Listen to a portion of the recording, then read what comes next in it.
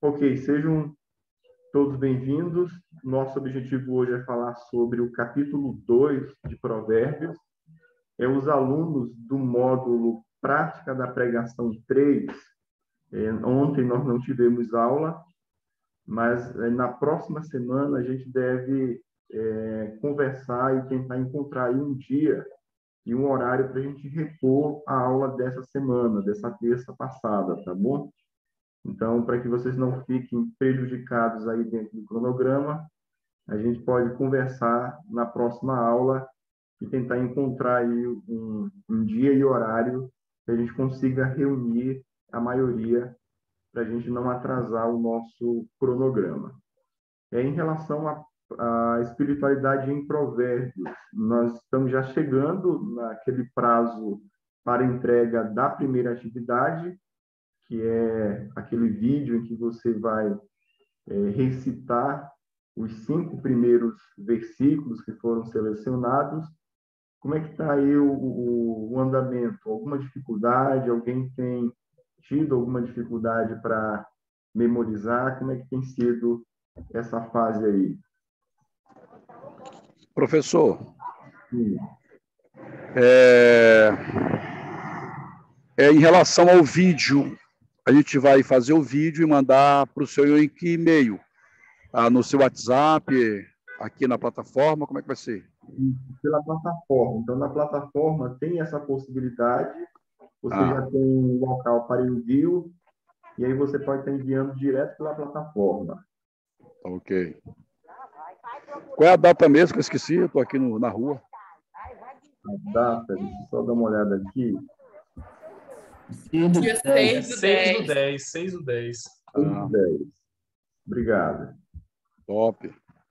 Você já começou, Luiz? Já? Tem que começar, viu?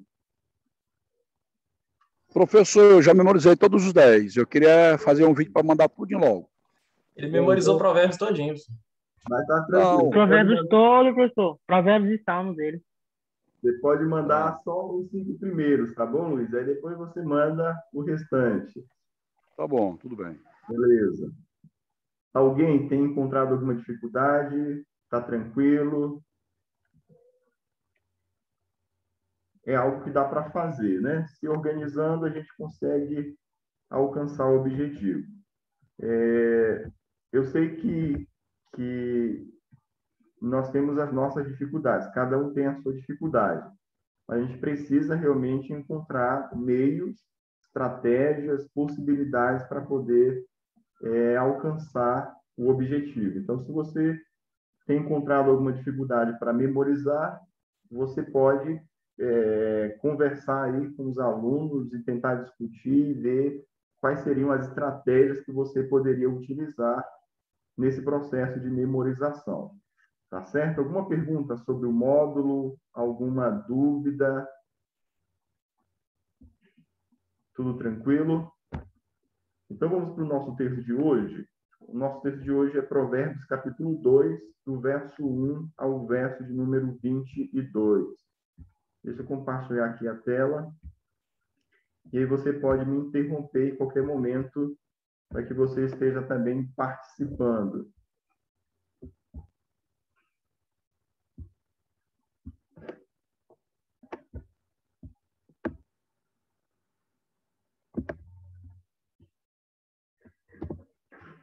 Ok, o capítulo 2, só relembrando um pouquinho o que já aconteceu até esse momento, o texto anterior, ou melhor, o Provérbios, ele começou o livro com o que nós chamamos de prólogo, versículo 1 até o versículo de número 7, é a parte básica, onde ele já introduziu os principais assuntos ou temas que serão tratados ao longo do livro. E aí, a partir do versículo 8 até o versículo de número 19, foi o momento em que ele apresentou a fala dos pais. Então, nesse primeiro momento, no primeiro discurso, nós teremos, ao longo desse primeiro bloco até o capítulo 10, teremos 12 discursos onde o filho será exortado, será orientado. Já no início bloco maior, nós temos uma fala dos pais, o pai e a mãe, ambos estão ensinando, e depois nós temos a fala da sabedoria.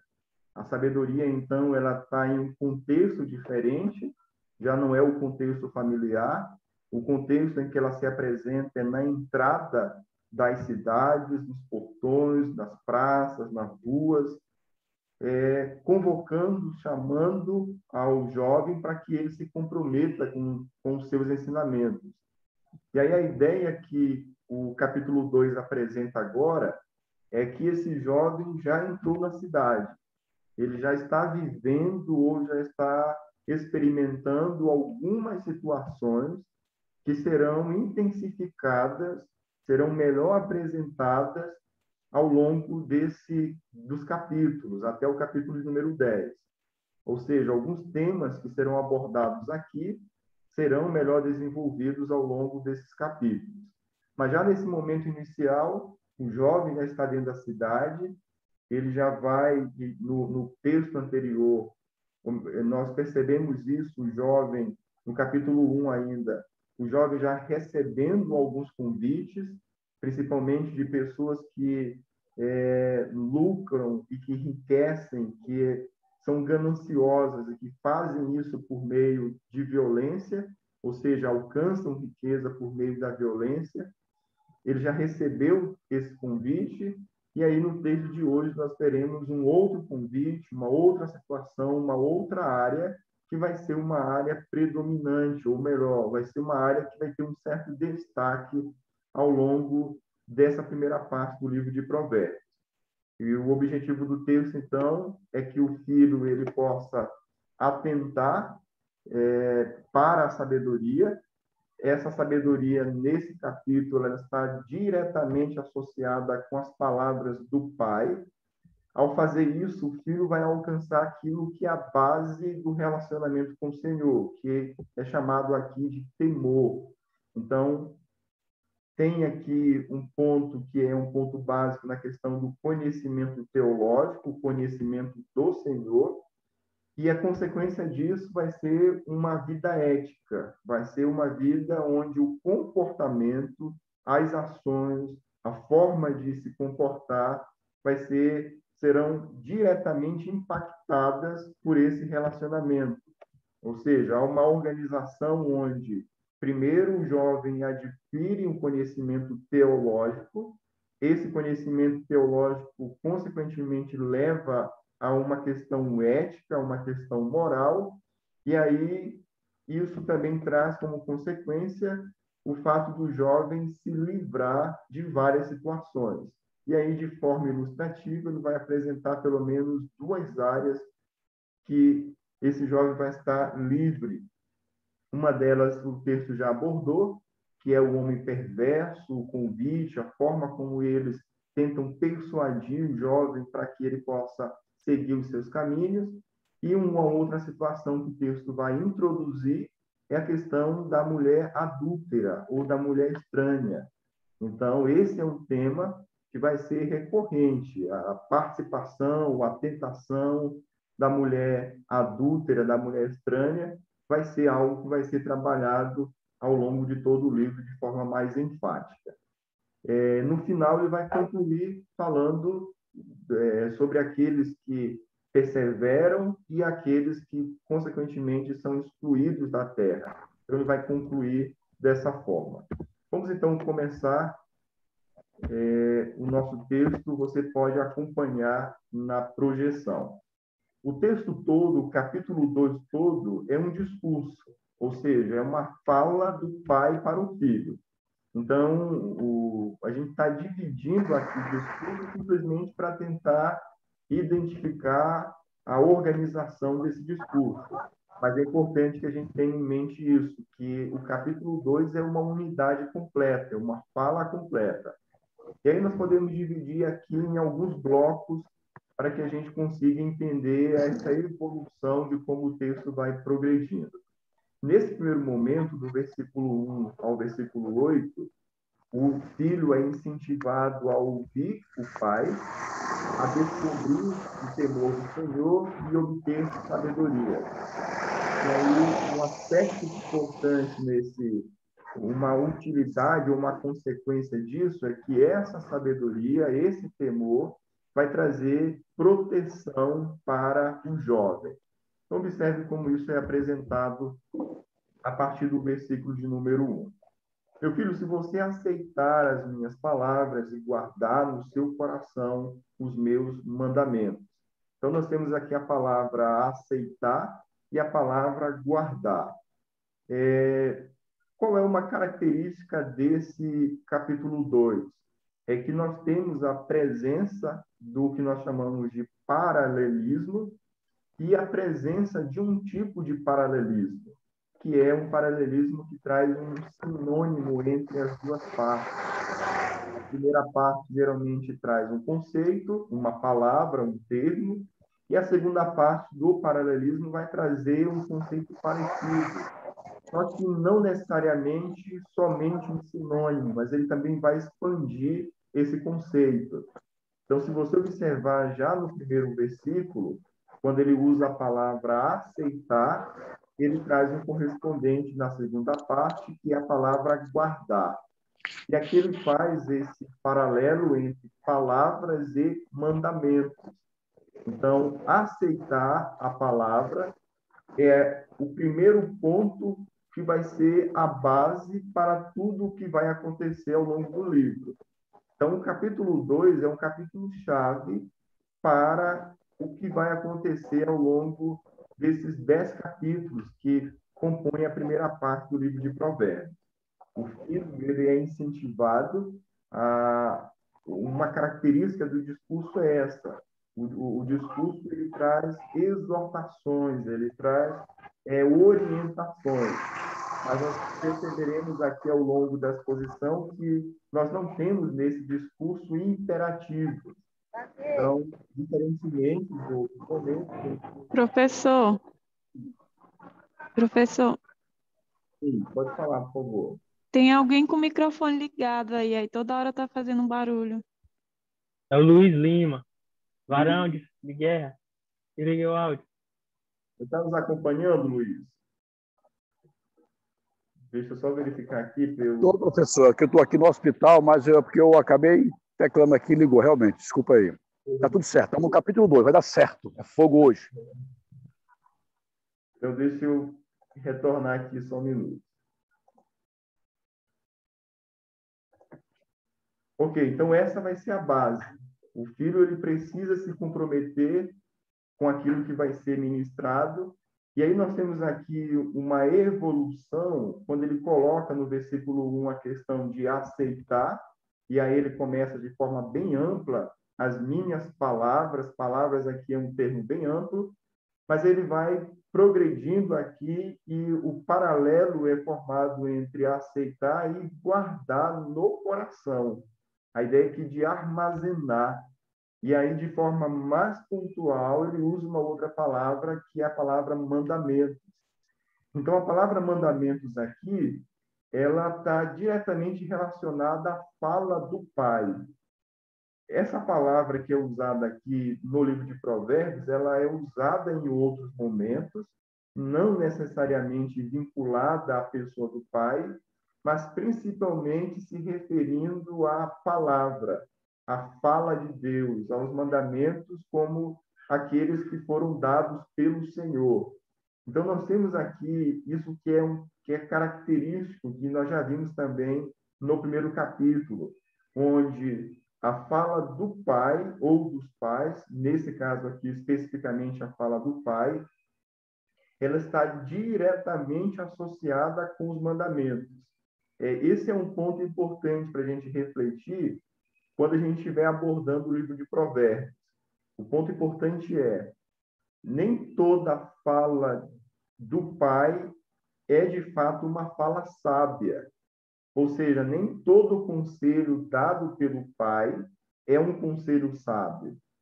Mas o conselho sábio, ele tem essa base, o filho precisa se comprometer se a base desse conselho for, de fato, os mandamentos do Senhor.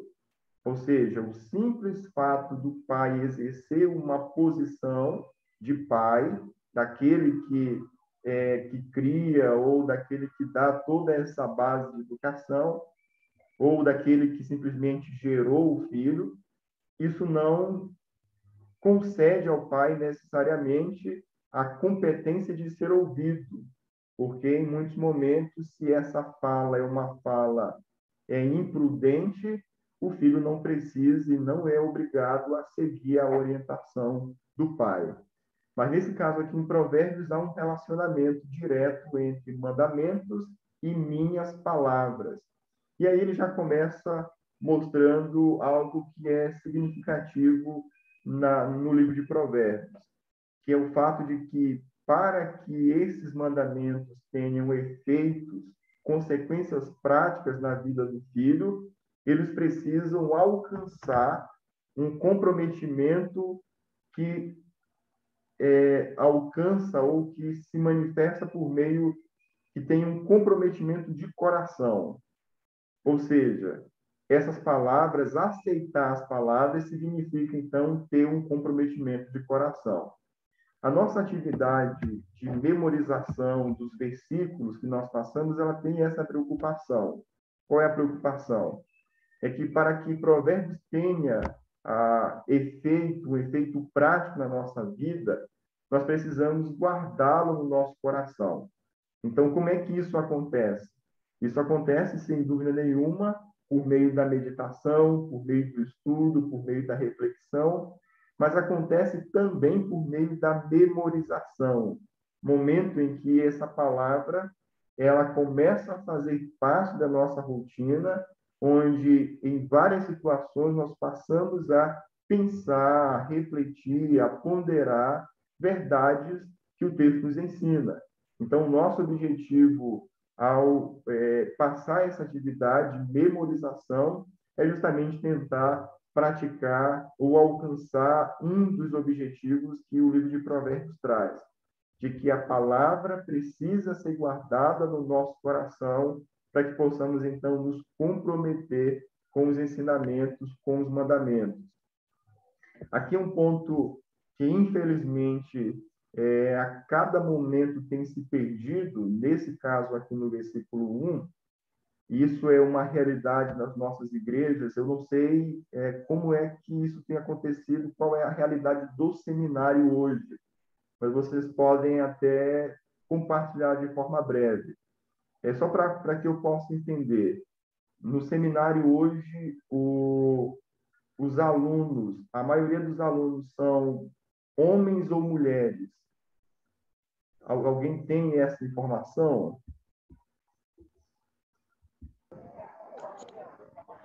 Professor, eu acho que a maioria hoje é mulheres, eu acho. Não sei quanto. Fora os eunucos, né? Nós temos 2 eunucos também que não vão casar nunca. É isso.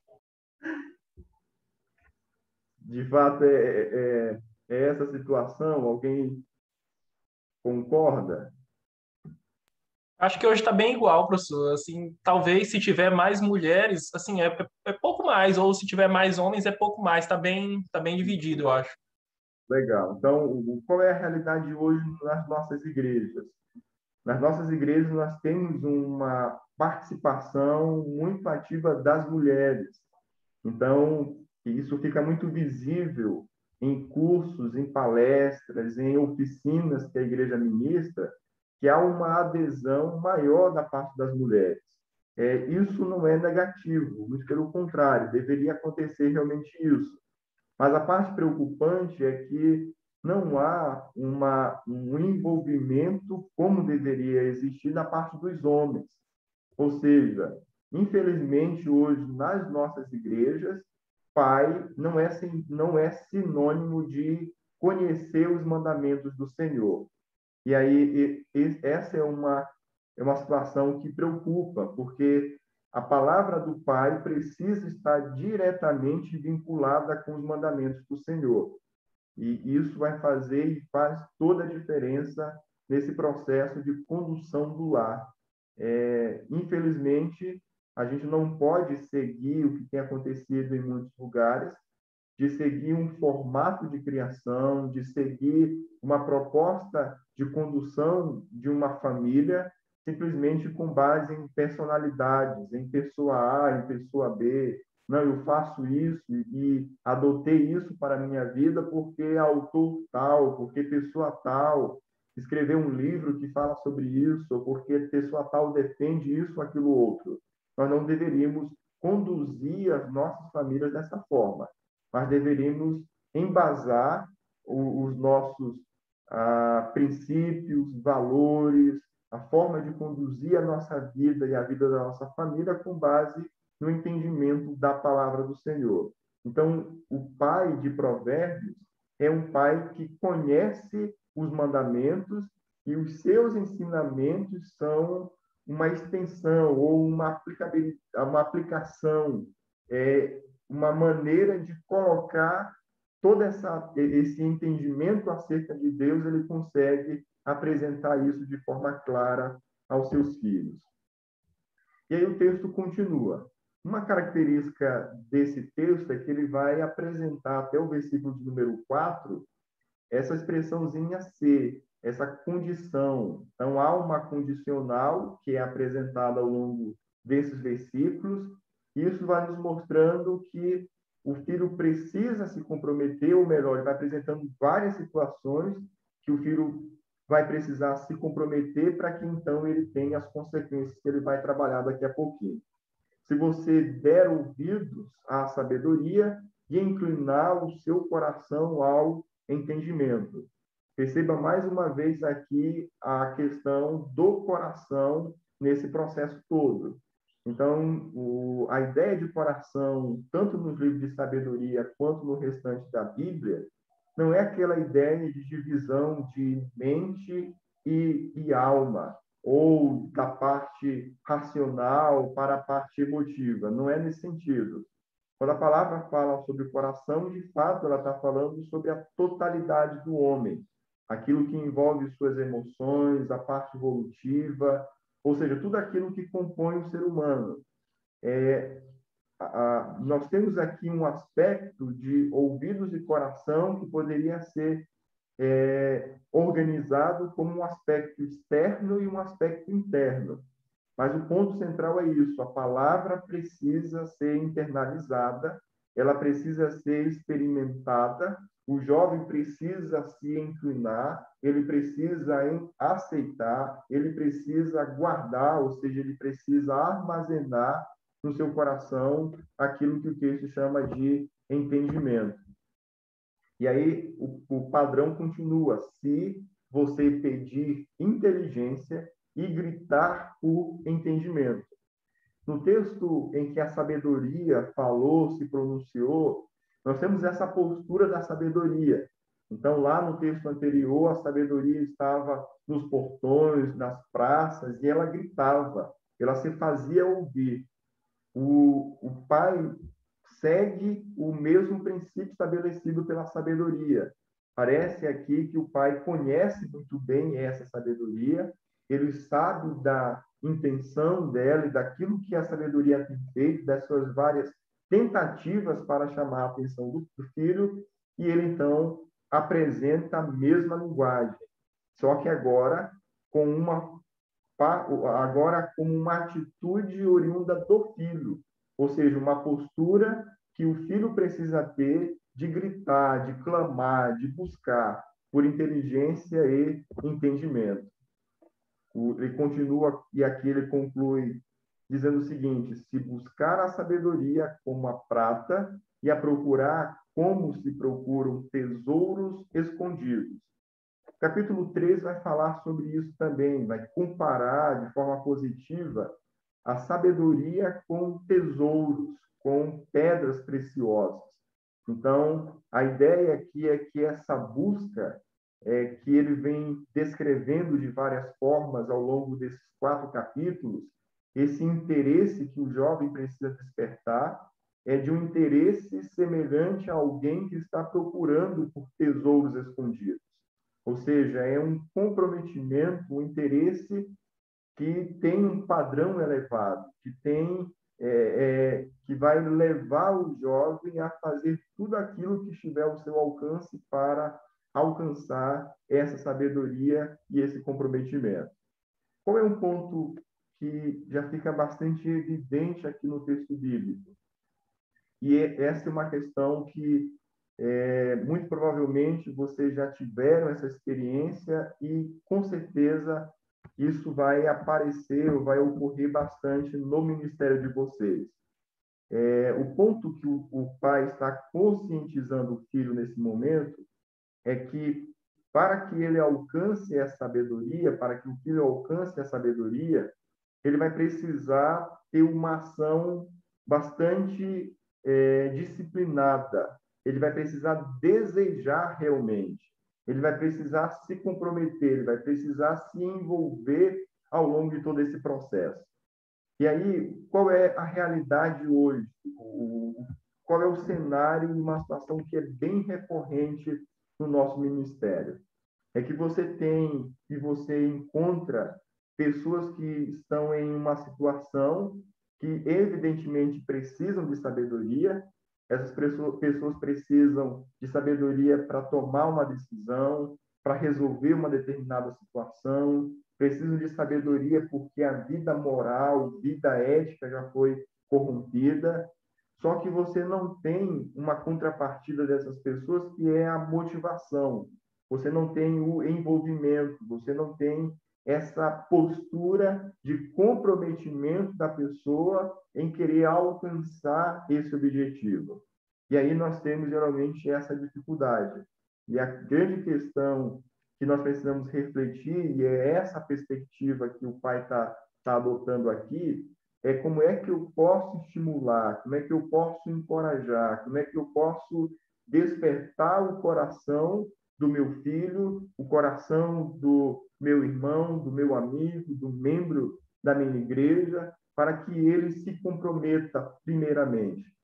Porque de nada valerá o fato de você, diante de uma determinada situação, de alguém que precisa de sabedoria, independentemente do motivo, você simplesmente apresentar o que essa pessoa deve fazer. Então, em várias situações de aconselhamento, onde a pessoa procura por ajuda, o ideal não seria apresentar o que se deve fazer para aquela situação já no início, sem que a gente perceba qual o nível de comprometimento e de envolvimento dessa pessoa.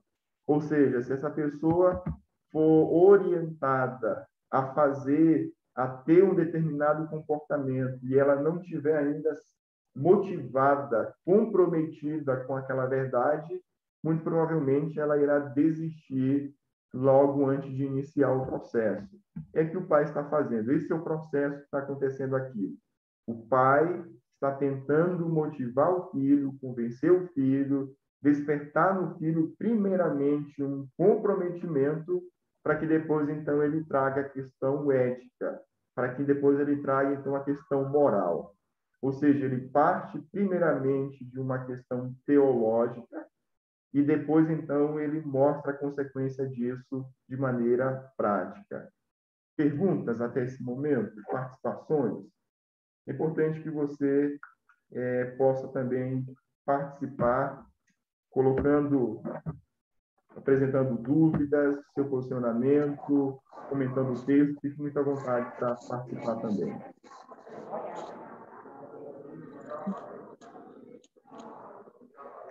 O Luiz está novamente com o telefone ligado. Estou, pastor. Pastor, o senhor recentemente falou sobre a questão da linha melódica, né? A gente pode dizer que essa evolução de Provérbios que vai do capítulo 1, né? Capítulo 2, na verdade, até o capítulo 9, sobre o cuidado que o filho deve ter com os malfeitores, né? Em ser generoso, capítulo 3.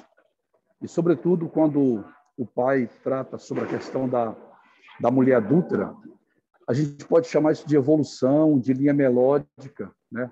Só para que eu possa compreender melhor essa questão, a gente observa assim que os primeiros 10 capítulos, 9 capítulos, né, tem uma ênfase bem marcante. Depois vai para aqueles provérbios mais né, parece que vai mudando de assunto, mas me diga aí, por favor. Tá Se essa é a certo. linha dela.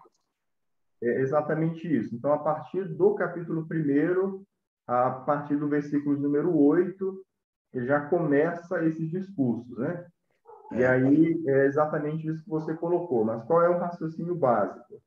É que a primeira parte, ele vai focar principalmente nesse relacionamento com o Senhor e já envolvendo aqui algumas áreas que você colocou, a questão da tentação, a questão do convite.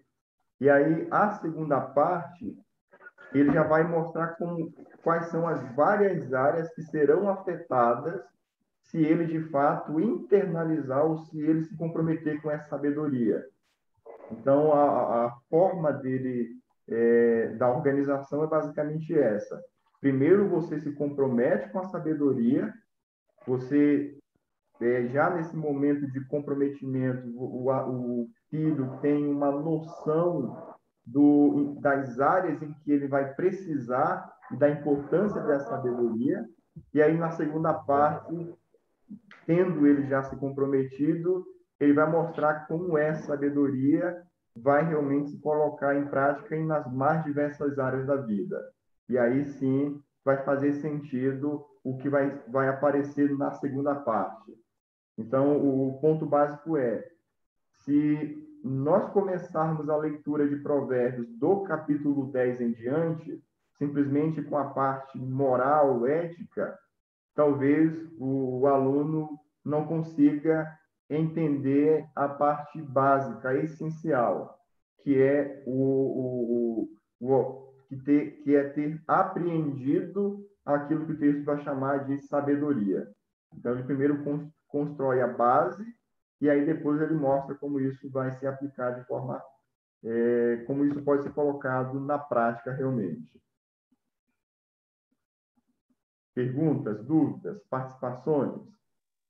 Professor, Sim.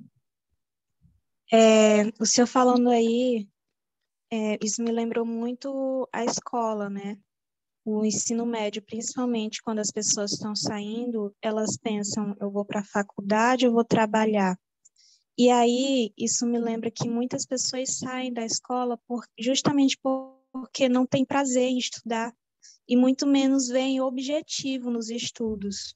Então, eu creio que por isso, logo no início do livro, o autor vai colocar um objetivo para o estudante, para o filho, no caso, né? Para que ele tenha um objetivo, ele tenha prazer em estudar, ele realmente ame a sabedoria, como diz nos próximos capítulos. Então, logo no início, ele dá esse objetivo para o filho e fala: ame a sabedoria, tenha o entendimento por parente, porque isso é bom. Então, eu vejo que muitos hoje não estudam também porque não têm esse prazer, porque não têm esse entendimento de realmente amar a sabedoria. Exatamente, perfeito. Isso é válido também para o oposto. Lá no capítulo 1, ele vai falar no capítulo 2 também sobre isso, ele já mostrou que aqueles que se envolvem no caminho perverso da ganância, eles fazem isso porque eles estão comprometidos, eles têm, como você colocou, prazer, eles amam, ou seja, não é um envolvimento por uma necessidade, algo mecânico, não. Aquele que escolhe um outro caminho, que o texto vai mencionar, também faz porque encontrou nisso o comprometimento, porque o seu coração está realmente naquilo que ele está praticando.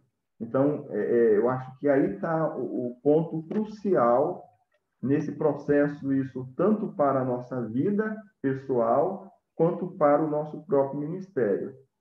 O primeiro passo nesse momento de construção de algo, o pastor, o líder, ele sempre tem metas, ele tem objetivos a alcançar, mas se ele não tiver um planejamento de como primeiramente convencer, de como primeiramente envolver, para que depois ele, para que à medida desse processo ele vai então apresentando as exigências para se alcançar o seu objetivo, muito provavelmente ele não consiga, porque ele já começou trazendo muitas exigências e não tem um povo envolvido, motivado, não tem um povo ainda comprometido.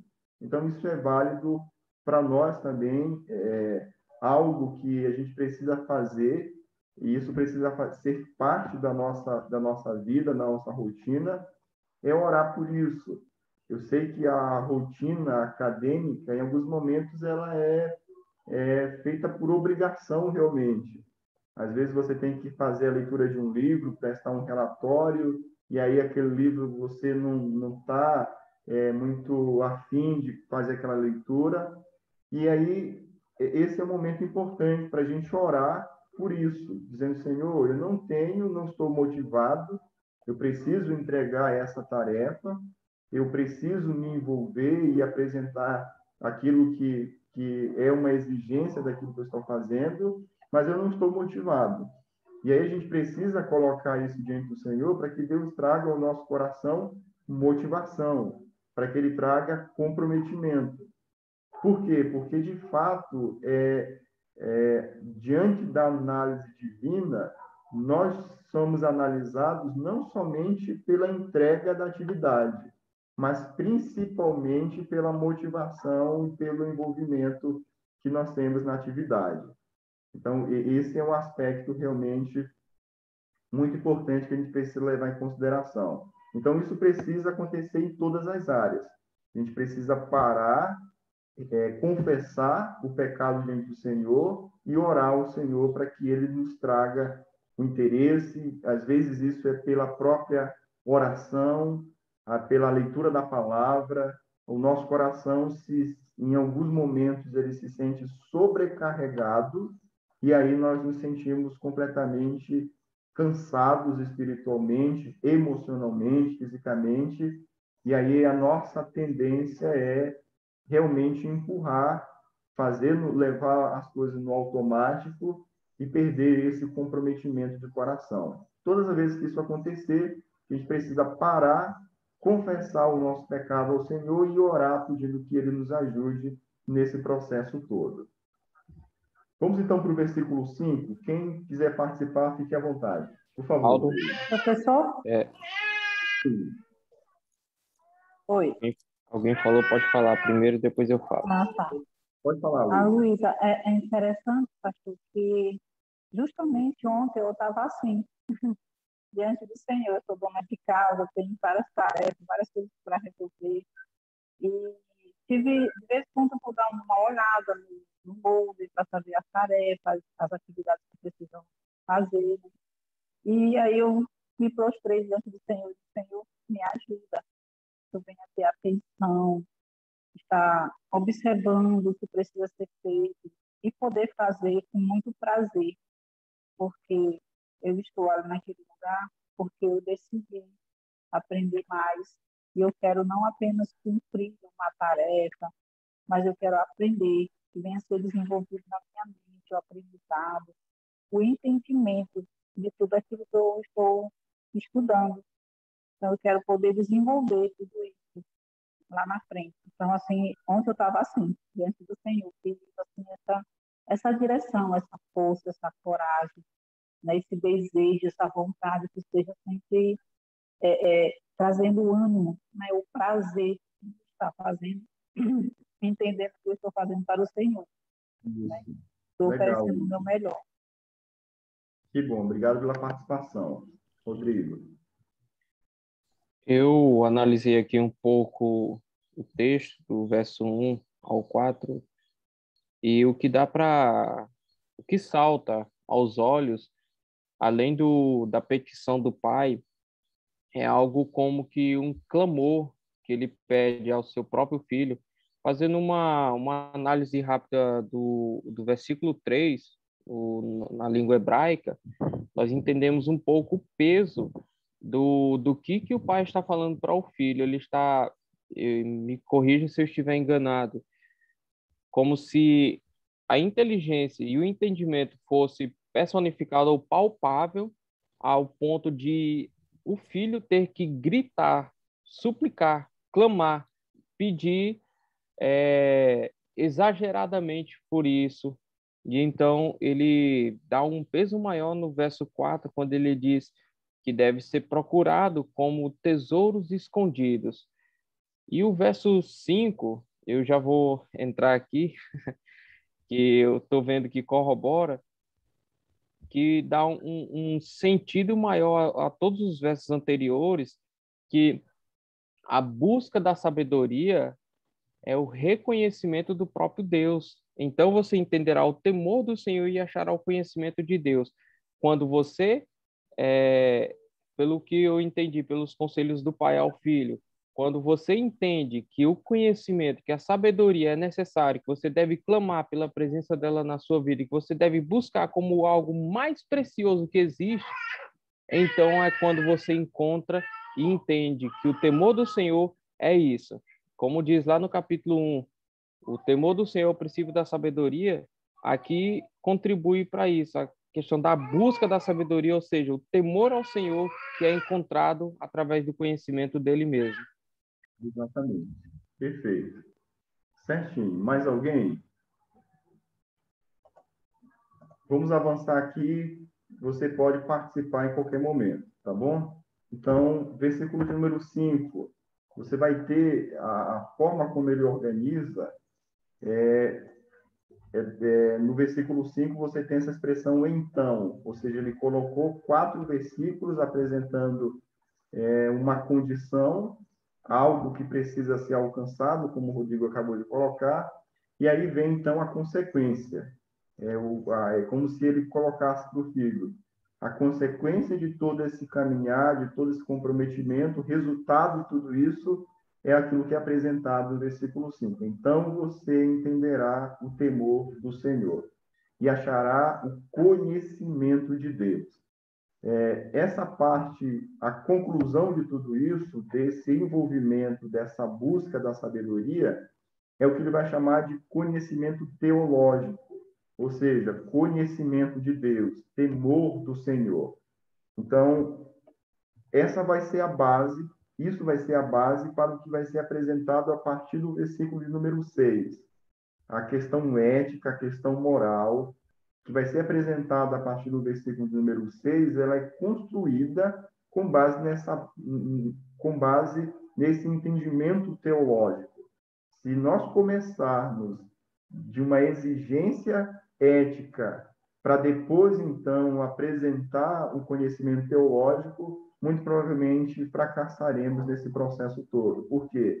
Porque a base da vida ética é, de fato, o relacionamento com o Senhor. Então, aqui ele vai apresentar aquilo que já foi desenvolvido no versículo 7 do capítulo 1, de que o temor do Senhor é realmente a base dessa sabedoria e desse conhecimento. Aqui é algo relacional, não é uma simples informação, não é um simples conhecimento de algo, mas é algo realmente relacional.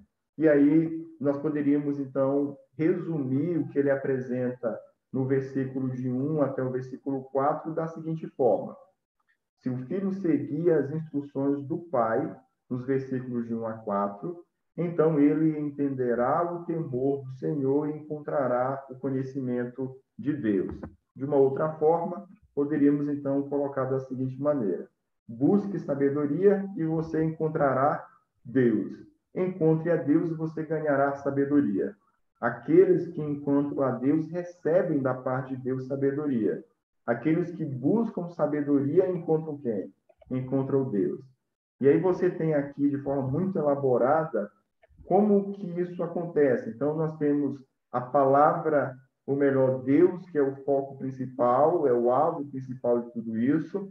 Só que nós temos a figura do Pai, que é aquele que está comprometido inicialmente, que conhece os mandamentos e que, ao falar, que ao ensinar, que ele expressa, ele apresenta ao filho não simplesmente as suas palavras, mas ele apresenta as palavras do Senhor. Ou seja, Deus utiliza o pai como instrumento para conduzir o filho ao entendimento da sabedoria. E quando ele encontra a sabedoria, ele encontra o próprio Deus. Quando ele encontra o próprio Deus, ele recebe do próprio Deus a sabedoria. Então, essa é a base que está sendo construída ao longo desses 5 versículos aqui iniciais. A partir desse momento, vai... Sim. Desculpa interromper, meu amigo. Pode falar, por favor, João. Aqui no verso de 1 a 4, né? Então, apresenta aquelas condições ali que mostra, evidencia de que o filho ele tem que ser ativo e não passivo, né? Exato. Ele tem que ser ativo.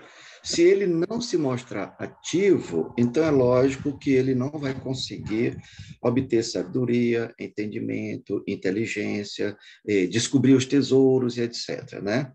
Tá? Estou dizendo isso porque, em alguns momentos, quando a gente está, por exemplo, numa EBD, dando uma lição, há pessoas, depois que a gente até pergunta se entendeu, senão não entendi nada. Eu não entendi nada, né? Então, tem pessoas dentro da igreja assim, é isso que às vezes passa tempos e tempos, mas eu não entendo nada, eu não entendo nada. Uma pessoa, por exemplo, eu abordei e disse, mas por que você não ora? Por que você não pede a Deus a sabedoria? Ele vai sim abrir o seu entendimento, né? Agora tem que ter aquela coisa, eu tenho que pedir.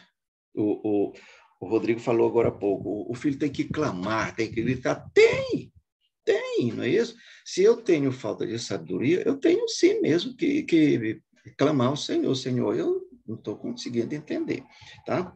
Eu estou fazendo isso assim porque lá nas igrejas, para onde a gente vai, para onde os meus colegas vão, né? Pode ser que apareça uma pessoa assim, cujo o entendimento, a cabeça, vamos dizer assim, não consegue abrir. Não consegue abrir, tá? Para aquelas coisas que realmente nós estamos falando, para o conhecimento de Deus, para a teologia, né? Então, a gente precisa ter, vamos dizer assim, estratégias. Talvez estratégias, mas a gente precisa dessa recomendação mesmo, de que precisa se dobrar, precisa orar, porque senão ele nunca vai conseguir aceitar, ele nunca vai conseguir aceitar a palavra do Pai, não é isso? Ele nunca vai conseguir guardar ou esconder, né? Ele não vai saber diferenciar palavra de mandamento, como a gente viu agora há pouco, você falou, né? E também fica o quê? Fica sem sabedoria, fica inculto, vamos dizer assim, o que a gente chama de analfabetos bíblicos dentro das igrejas, e já estão com anos lá, né? Obrigado. Obrigado, Joel. Mais alguém? Vamos então avançar. Se você quiser participar, fique à vontade para me interromper. O senhor está me ouvindo? Ouvindo, sim. Eu acho que também a gente pode, não sei se cabe, mas foi o que me pareceu, trabalhar isso numa perspectiva de ensino de forma geral, né? Aí está usando exclusivamente a figura do pai, mas eu acho que cabe no relacionamento professor de EBD, no caso, aluno, pastor e ovelha, discipulador e discípulo. E uma das questões que eu vi, observei, é que esse relacionamento com Deus, porque a gente já viu que é disso que se trata Provérbios, né? A questão da aliança não é uma questão puramente terrena, mas a gente precisa, eu acredito e deve, mostrar que esse relacionamento com Deus, quando a gente for ensinar, ele não é meramente comportamental, né? Ou seja, não é meramente a mudança de um comportamento, no sentido, não que o comportamento não mude, mas ele não ele é um resultado, né? Isso precisa ser um resultado de uma transformação no coração da pessoa, daí o conhecimento, né? Esse relacionamento com o conhecimento de buscar, de querer, de desejar, de orar, de buscar, de reconhecer, né? E isso implica um comportamento diferente. O reverendo Jonas Madureira, ele tem um livro, O Custo do Discipulado, onde ele faz uma crítica bem clara em relação a isso. Quando ele faz alusão a um livro antigo que se usava no discipulado, que era Em Seus Passos, o que faria Jesus, né? E ele mostrando que não basta olhar para o comportamento de Jesus e querer fazer igual, porque vai ter situações que Jesus não passou e você vai passar, e aí você não vai saber se comportar. mas o comportamento ele é mudado por um conhecimento de Deus, por um relacionamento com Deus, por uma busca a Deus, que gera nessa pessoa um coração grato, devotivo, automaticamente seu comportamento, sua ética, sua visão de mundo muda, né? Muito importante. É interessante isso. Qual que seria uma forma de você, então, avaliar se esse comportamento ele é fruto de um relacionamento com o Senhor? Quando a gente acompanha alguém em aconselhamento, essa é uma área que a gente precisa sempre estar considerando, porque em muitas situações a pessoa deixa de praticar o pecado, ela tem uma mudança de comportamento, mas a vida dela com o Senhor não foi mudada em nenhum aspecto. Ou seja, o relacionamento dela com o Senhor não sofreu nenhuma mudança. Então, você já pode ter a certeza de que essa mudança de comportamento, ela provavelmente é uma mudança momentânea, uma mudança superficial, mas ela não é fruto ou não é uma consequência de um relacionamento que foi mudado com o Senhor. O ponto central que a gente deixa de considerar é que a gente realmente foca no comportamento, achando que o comportamento é o ponto central. Ou seja, alguém está aconselhando alguém, um viciado ou alguém que tem hábitos na área sexual, que está envolvido com pornografia ou com qualquer outra situação. A tendência, geralmente, nossa, é focar no vício, no ato, no pecado, no comportamento. E aí a gente esquece que o foco realmente está no relacionamento com o Senhor. Ou seja, nós não teríamos como ajudar um viciado simplesmente tratando o vício, tratando o comportamento. Mas o ponto central é como é que esse homem, essa mulher, podem ter esse relacionamento com o Senhor mudado, para que então isso venha se manifestar ou venha se evidenciar, trazer consequências práticas na sua luta contra a pornografia ou em qualquer outra área. Muito bom, perfeito. Obrigado, Priscila. Mais alguém? Deixa eu avançar aqui, você pode, quem quiser participar, pode participar em qualquer momento. Versículo número 6, porque o Senhor dá a sabedoria e da sua boca vem o conhecimento e a inteligência. Olha só essa relação que é construída aqui entre a fonte da sabedoria, que agora é apresentada de forma clara sendo o Senhor, é Ele quem dá essa sabedoria, e essa sabedoria vem da sua boca. Ele, lá no início, o pai disse que essas palavras são as suas palavras que o jovem deve atentar. Ou seja, aqui tem uma relação muito íntima entre as palavras do pai e as palavras que saem da boca do Senhor. Esse pai é alguém que tem desfrutado disso, desse relacionamento, desse conhecimento. Ele é, primeiramente, aquele que ouve as palavras do Senhor, então ele consegue transmitir com fidelidade. Por isso, o versículo, então, traz uma justificativa, mostrando que o jovem precisa buscar e se comprometer com a sabedoria, porque ao encontrar a sabedoria, ele encontrará o Senhor, que é o doador da sabedoria e é a fonte, é dele que vem o conhecimento e a inteligência. Perceba a partir desse momento como essa questão ética ela vai ser apresentada nesses versículos. Ele reserva a verdadeira sabedoria para os retos e é escudo para os que andam com integridade, guardando as veredas da justiça e conservando o caminho dos seus santos. Então, a sabedoria ela não é um mero conhecimento, mas ela é alcançada por aqueles, ou melhor, ela não é uma mudança em si, uma mudança de comportamento, mas ela é alcançada por aqueles que tiveram as suas vidas impactadas e mudadas. Por isso ele vai falar aqui sobre os retos e sobre aqueles que vivem em integridade, com integridade. Aqui acabou repetindo. O próximo bloco começa no verso número 9 até o verso número 15. Aqui ele vai trabalhar o fato de que a sabedoria gera sensibilidade ética. o que nós poderíamos chamar aqui de consciência, que manterá o filho longe de pessoas más. Isso vai ficar claro no versículo 9 ao versículo de número 15. Então, novamente, uma outra consequência. Aqui, a ideia é, esse jovem já se comprometeu, naturalmente, ele já alcançou ou já se aproximou da fonte, que é o próprio Senhor, e aí a consequência básica é, então você entenderá a justiça, o juízo e a equidade, todas as boas veredas.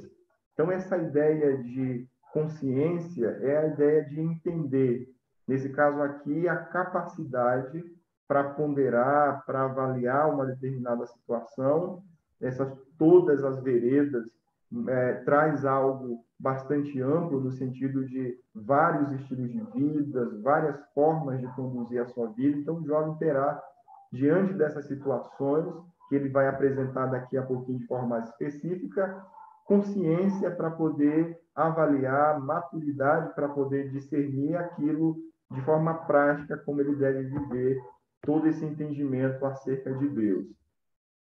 Versículo de número 10, porque a sabedoria entrará no seu coração e o conhecimento será agradável à sua alma. Novamente, nós temos aqui no versículo 10 a ideia de coração, a sabedoria entrando no seu coração e a ideia de algo agradável. Ou seja, a conclusão disso é que ele vai desejar, vai ter o prazer, vai ter um sentimento positivo nesse processo de envolvimento, ou seja, a alegria por buscar a sabedoria vai ser uma consequência da própria sabedoria, dele ter encontrado a própria sabedoria. O discernimento guardará e o entendimento protegerá. Perceba aqui a palavra guardar, proteger, a palavra escudo, que ele vai utilizar daqui a pouquinho, mas são consequências da sabedoria. Essa proteção que ele está colocando aqui, ele vai apresentar no nosso texto em duas áreas principais, a partir do versículo de número 12. Então, essa sabedoria vai trazer que tipo de proteção? A sabedoria o livrará do caminho do mal e do homem que diz coisas perversas, dos que abandonam as veredas da retidão para andarem pelos caminhos das trevas, dos que têm prazer em fazer o mal e se alegram com as perversidades dos maus. Naquilo que eu havia mencionado, a questão de ter prazer, ou seja, o estilo de vida, o caminho que eles estão seguindo, eles o fazem porque têm, de fato, prazer e isso traz satisfação às suas almas, cujas veredas são tortuosas e que se desviam dos seus caminhos. Então, essa é uma primeira situação que a sabedoria trará proteção, que ela servirá de barreira, de escudo. O jovem, ao amar a sabedoria, ao ter prazer em buscar o entendimento, ele vai ter uma consequência prática. Naturalmente, ele vai estar protegido, guardado contra as manifestações ou convites, influências, tentações que virão por parte daqueles que fazem o mal, daqueles que se alegram em fazer, em praticar a perversidade, aqueles cujas vidas são realmente marcadas pela iniquidade. A partir do versículo de número 16, então, nós temos aqui uma outra situação, e essa situação ela vai aparecer várias vezes ao longo do livro. A sabedoria também evitará que o filho seja vítima da mulher estranha. Então, a partir do versículo 16, essa mulher estranha ela vai ser introduzida no livro e nós teremos ela aparecendo em vários outros lugares ao longo do texto. Então, observe aqui como ele apresenta essa parte do discurso. A sabedoria também o livrará da mulher adúltera, da estranha que lisonjeia com palavras, que abandona o amigo da sua mocidade e esquece da aliança do seu Deus. Nós temos aqui um paralelo sendo construído entre mulher adúltera e estranha. Então, a ideia aqui de estranha é e adúltera também, é de uma mulher que é estranha no sentido de que ela não nos pertence. Ou seja, por que essa mulher ela é estranha ao jovem? Porque ela não pertence ao jovem. Então, a ideia de pertencer, que é o que é colocado no versículo 17, que abandona o amigo, aqui a palavra amigo é uma palavra que aponta para relacionamento de intimidade, portanto, complementa o sentido do oposto da mulher adúltera, ou seja, a mulher estranha é aquela que eu não tenho, a mulher que é estranha ao jovem, é aquela que o jovem não tem intimidade, é aquela que ele não constituiu, como a parte B do verso 17 vai estabelecer, não constituiu aliança. Então, ela é estranha porque não pertence a esse jovem. E a sabedoria livrará esse homem, esse jovem, dessa mulher que usa palavras. Então, duas características que são atribuídas a essa mulher adúltera, a mulher estranha, no livro de Provérbios. A primeira já é apresentada, já é introduzida aqui. A forma como ela envolve é por meio de palavras. Em outro momento, nós vamos perceber que ela também utiliza a questão física para poder chamar a atenção e para envolver os jovens. Mas, nesse caso aqui, a tentação, o envolvimento, ela se utiliza das suas palavras para poder envolver o jovem e conduzi-lo a consumar aquilo que ela tem desejo. E aí o ponto que ele coloca no verso 17 é que essa mulher, ela esquece da aliança do seu Deus. Só para a gente poder avançar, esse é um assunto que vai ser recorrente no livro de Provérbios, mas, na sua opinião, essa mulher, ela é uma mulher da aliança ou uma mulher que não pertence à aliança? Usando aqui o linguajar, o nosso linguajar. É uma mulher da igreja ou uma mulher fora da igreja? Uma mulher da comunidade cristã ou fora da comunidade cristã?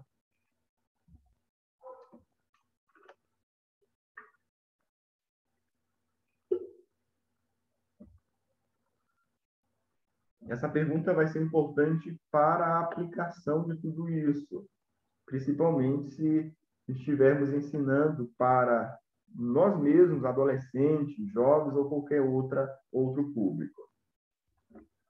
No caso aí você falou da mulher estranha, não da mulher adulta, né? É porque aqui ele usa um paralelo, então são sinônimos. Ele usa um paralelismo sinônimo e atribui o mesmo valor, ou seja, quem é a mulher adúltera? É a mulher estranha. Então, a pergunta Professor, essa mulher Aqui adúltera... é da comunidade, Aldous. porque se ela se esquece da aliança que fez com Deus, Isso. então ela tinha uma aliança, né? Perfeitamente. Exato. Exatamente. Aldo, mais uma dúvida aqui, que agora o Joel e a Priscila falaram, eu lendo aqui, estava lendo várias vezes, essa aliança do seu Deus não seria o casamento que ela abandonou o amigo da sua mocidade? Então, são sinônimos. Vamos colocar no caso, não dá para a gente afirmar que ela era da comunidade ou da comunidade cristã, porque, levando em consideração o pacto do casamento em si, que é chamada aliança do seu Deus, que é a aliança com Deus, eu acho que fica meio difícil afirmar que sim, mas também complicado afirmar que não. Qual é o Mas se essa mulher tem uma aliança, se essa mulher entende o casamento como uma aliança, parte-se da ideia de que ela tem uma aliança com Deus, porque as mulheres pagãs não tinham esse entendimento. Exatamente. Independente se o 17 está dizendo que ela abandona um amigo, um marido, eu não sei qual é o contexto específico, dá a entender de que essa amizade era, se for o raciocínio de Rodrigo, que a aliança, na realidade, está falando sobre esse relacionamento com o amigo, com o marido, dá a entender que ela tem essa compreensão de que casamento é uma aliança e uma aliança com Deus.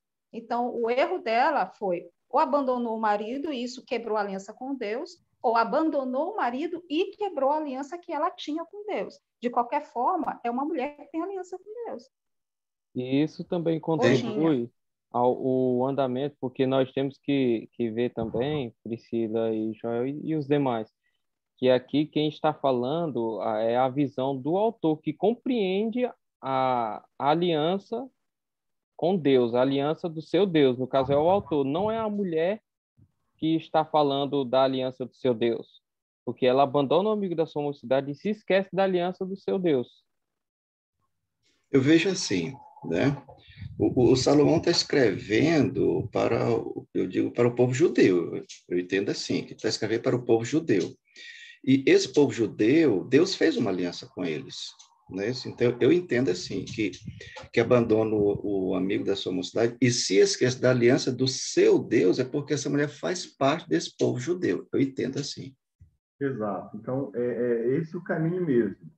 Aqui, o ponto central não é o envolvimento com um povo estrangeiro ou com uma mulher pagã, mas é uma tentação, e isso vai ser muito importante para a gente, para a nossa vida no ministério, para a nossa vida pessoal e também para o momento do ensino. Porque o que o texto já vai nos alertar, e isso vai ficar mais evidente ao longo, em outros momentos, que vai tratar acerca do mesmo assunto, mas é que dentro da própria comunidade, o homem, a mulher, independentemente do sexo, ele sofrerá essa tentação, essa invertida, por pessoas que pertencem à aliança, que fazem parte da comunidade e que terão prazer em envolver, em persuadir o outro para praticar realmente o pecado. É uma realidade, infelizmente, nos nossos dias. Nós precisamos ficar atentos àqueles que estão no ministério, independentemente seja homem ou mulher, essa é uma realidade. O fato de estarmos dentro de uma comunidade cristã, isso não nos isenta, isso não gera uma barreira que vai gerar essa proteção. O que vai gerar essa proteção é o que o texto vai chamar de sabedoria. Então, é essa sabedoria que a gente precisa exercer, buscar, para que essa sabedoria nos livre de certas situações.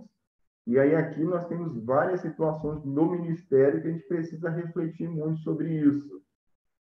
Situações do tipo pastores, líderes, seminaristas que ensinam, que discipulam, que aconselham jovens, mulheres solteiras ou casadas, mas que fazem isso sem a presença da esposa, que fazem isso em lugares reservados, que fazem isso criando um vínculo que vai além do próprio aconselhamento, do próprio ensino.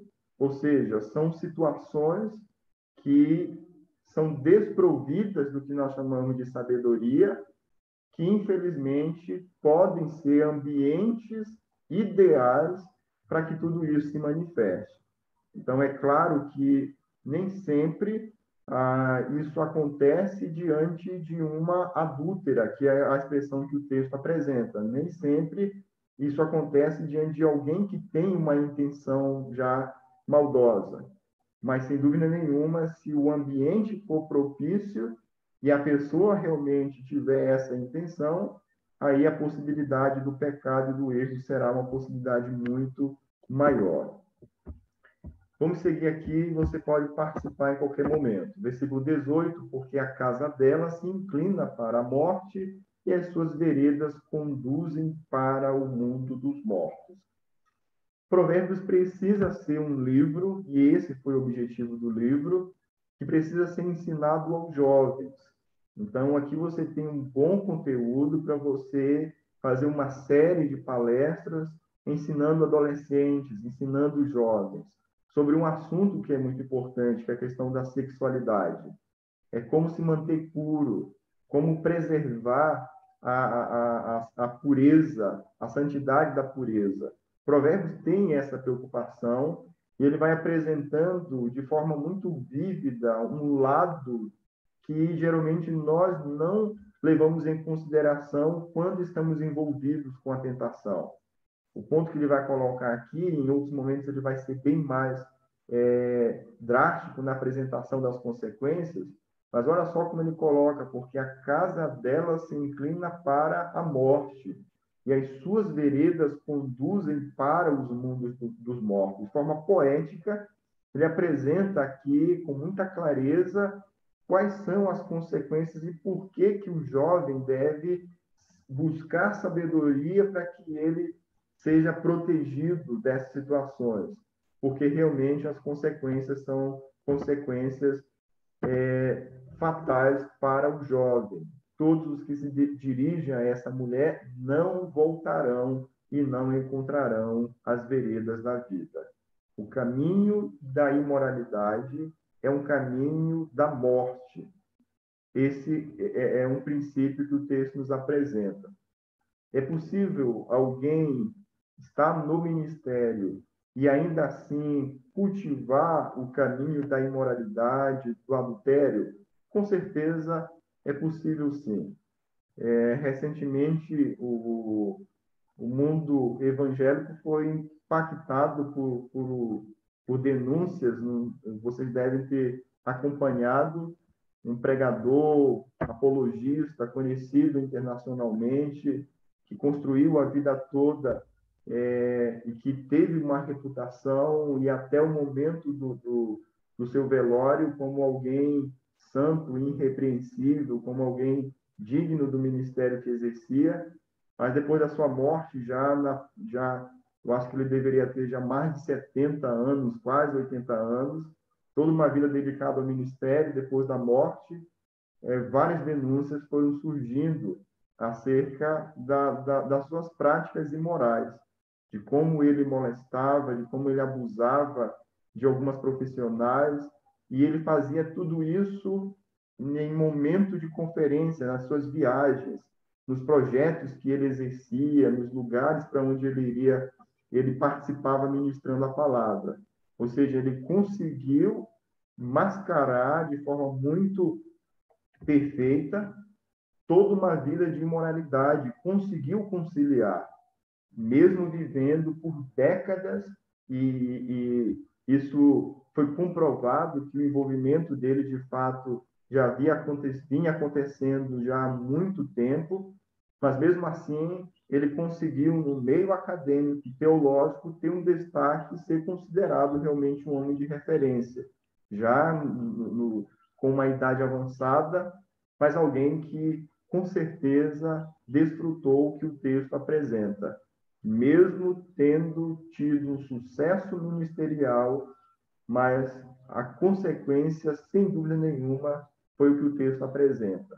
Uma vida sendo conduzida para a destruição, para a morte, para a ruína. E o ministério, ou os frutos do ministério, ou a nossa estrutura ministerial, elas não servem para dizer o quão comprometido nós estamos com a sabedoria ou com a pureza. Ou seja, em muitas situações, infelizmente, o obreiro está completamente envolvido com a imoralidade, com a pornografia, com a impureza, e ainda assim ele tem um ministério bem-sucedido. Uma justificativa para isso é que, de fato, Deus é fiel para com a sua própria palavra. Se a palavra de Deus ela é ensinada de forma correta, se ela é a base do ministério, o Deus não precisa da fidelidade do obreiro para que a sua palavra tenha, de fato, efeito na vida do ouvinte. Então, Deus pode realmente salvar, transformar vidas através da pregação ou do ensino ou do ministério de um líder que seja completamente envolvido em uma vida imoral, e ainda assim a palavra de Deus pode cumprir o seu propósito, apesar de todo esse cenário. Mas é algo que nós precisamos atentar. Para a gente poder concluir, o texto, então, finaliza apresentando as consequências finais. Os retos ficarão na terra, os ímpios serão removidos. Verso número 20, tendo a sabedoria,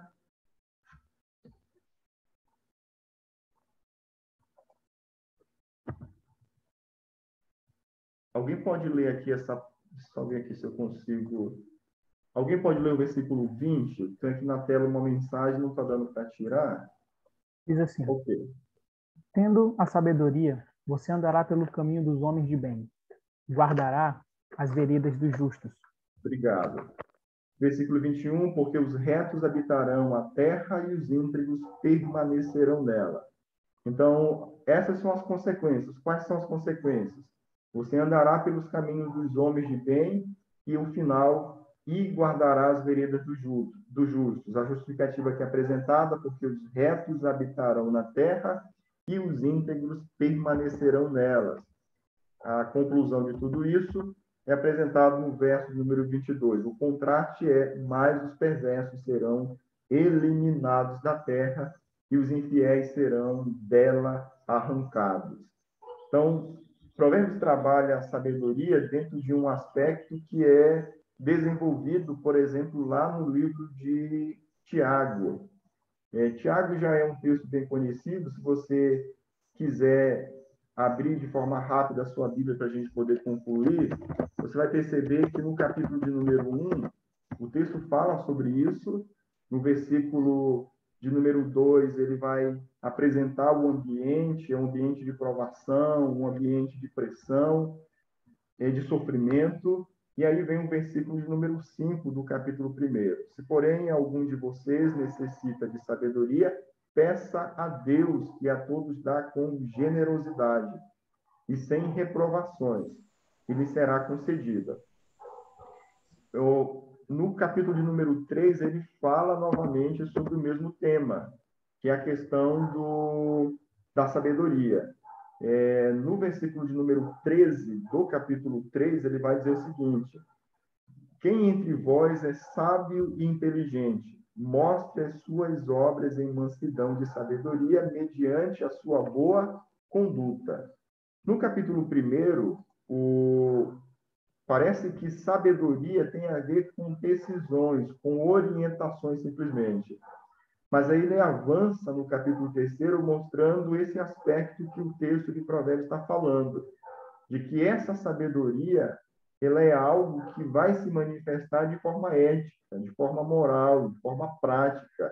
Por isso, então, no versículo 3, a partir do 13, ele vai falar sobre isso. Aquele que alcançou a sabedoria, ele deve mostrar isso por meio da mansidão, mediante o quê? Uma boa conduta. Se, pelo contrário, vocês têm em seu coração inveja amargurada e sentimento de rivalidade, não se gloriem disso, nem mintam contra a verdade. Essa não é a sabedoria que desce lá do alto. Pelo contrário, é terrena, animal e demoníaca. Pois onde há inveja e rivalidade, aí há confusão e toda espécie de coisas ruins. Mas a sabedoria lá do alto é primeiramente pura, depois pacífica, gentil, amigável, cheia de misericórdia e de bons frutos, imparcial e sem fingimento. Ora, é em paz que se semeia o fruto da justiça para os que promovem a paz. Então, é basicamente acerca dessa sabedoria que o Provérbios está falando. Ela tem um aspecto, ou melhor, a orientação de Tiago a fonte disso tudo é o Senhor.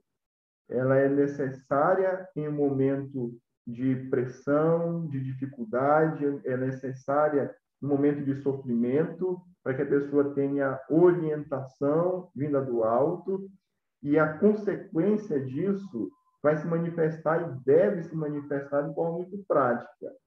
Então, o homem sábio, a mulher sábia, não são reconhecidos como tais simplesmente pela função, pela profissão, pelo cargo, pela atividade que exercem, mas principalmente pela maneira como exercem a atividade que de costume elas de fato exercem. Então, esse é o ponto central. Não importa se você está no ministério ou não, ministério pastoral ou não. Não importa se você está fazendo seminário simplesmente para ter um conhecimento ou porque você deseja pastorear uma igreja. A sabedoria ela precisará se manifestar na sua vida através daquilo que ocupa a maior parte do seu tempo. Seja educação de filhos, seja cuidado para com os familiares, seja administração de uma empresa, seja qual for o ministério que você esteja exercendo. É de forma prática que essa sabedoria ela vai se manifestar e ela vai se tornar, então, evidente.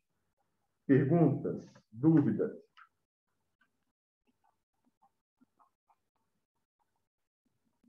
Participações? Que Deus nos ajude nesse processo. Esse é um processo que precisa ser constante na nossa vida. Constantemente a gente precisa parar e rogar ao Senhor.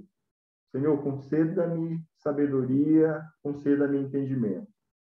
Aqueles que estão começando o ministério, aqueles que estão aí ansiosos para começar o ministério, lembre-se disso. Você vai precisar de muita sabedoria para conduzir o ministério que Deus tem para a sua vida. Pessoas imprudentes dentro da própria comunidade, pessoas dentro da própria comunidade depravadas, que realmente alimentam a impureza e que estão à procura de alguém para consumar esses desejos. Você tem dentro da própria comunidade pessoas que são gananciosas, pessoas que não estão interessadas e não estão motivadas a seguir os mandamentos e fazem parte, compõem o rol de membro da igreja local onde nós pastoreamos, onde você vai pastorear. Qual é o ponto que eu quero chamar a sua atenção? É que a vida ministerial, a base da vida ministerial não é o conhecimento acadêmico. A gente não pode pensar em um ministério onde, se eu conseguir alcançar um determinado nível acadêmico, eu terei um ministério bem-sucedido. Infelizmente, a vida não funciona assim. A formação acadêmica ela é importante, ela é necessária, mas ela não é a base para o sucesso ministerial. A base para o sucesso ministerial está realmente nesse relacionamento e nessa dependência com o Senhor, para que Ele nos dê a sabedoria para que possamos estar protegidos de todas essas situações que o texto vai apresentar, já apresentou nesse capítulo 2 e ainda vai apresentar nos capítulos seguintes. São muitas as tentações, são muitas as dificuldades, a realidade é uma realidade muito dinâmica e somente o Senhor é o único que pode nos dar a capacidade que precisamos para lidar com cada situação de forma sábia. A base de tudo isso é realmente a fonte de tudo isso, a boca da qual profere essas palavras, vem a fonte de tudo isso, é realmente o nosso Senhor, e nós precisamos sempre estar atento para essa verdade, para que nosso relacionamento, a nossa dependência seja sempre uma dependência total da pessoa do nosso Senhor. Que Deus abençoe. Vocês já estão exercendo o ministério, portanto, essa palavra não é para o futuro, é para o agora. Aqueles que não exercem o ministério dentro da igreja, exercem com certeza o ministério dentro de casa, exercem o ministério fora de casa, fazendo alguma atividade diária, e vocês já precisam urgentemente buscar sabedoria, como quem busca um metal precioso, uma pedra preciosa, porque encontrando a sabedoria, você encontrará também o próprio Senhor, e terá dele a orientação, o discernimento que você precisa para conduzir aquilo que ele tem te confiado. Que Deus abençoe. Até a próxima semana. Um grande abraço a todos.